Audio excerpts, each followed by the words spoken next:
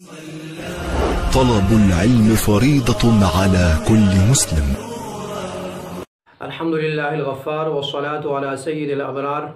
تراویح چاہے پڑھانے والے ہوں یا پیچھے فتح دینے والے ہوں، ہم لوگوں سے اکثر ایک غلطی ہو جاتی ہے جس سے بعض فقہا کی رائے کے اعتبار سے نماز ہی فاسد ہو جاتی ہے.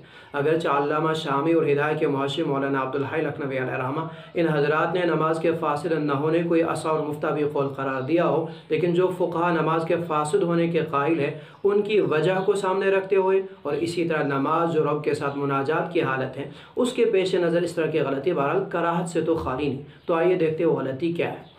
امام صاحب نماز پڑھاتے اگر کہیں پہ بھول جائے، پھر چاہے وہ تراویح کی نماز ہو یا کوئی دوسری نماز ہو، سبھی نمازوں کا حکم ایک ہی ہے. اگر وہ بھول جاتے ہیں، پھر یا تو وہ بالکل خاموش ہو جاتے ہیں یا تردد میں ہوتے ہیں، اٹک جاتے ہیں، آپ سے فتح چاہتے ہیں، تو اس صورت میں تو آپ ان کو فتح دے دیجئے.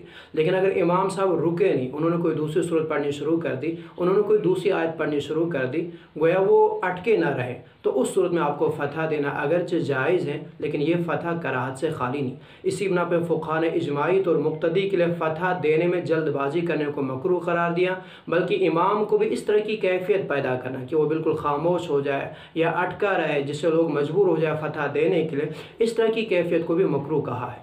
بلکہ امام کو اس صورت میں اگر وہ بالکل بھول جائے یا تو وہ رکوع کر لے یا کوئی دوسری صورت شروع کر دے یا کوئی دوسری آیت پڑھنی شروع کر دے، اٹکے نہ رہے جس سے لوگ مجبور ہو جائے فتح دینے کے لیے.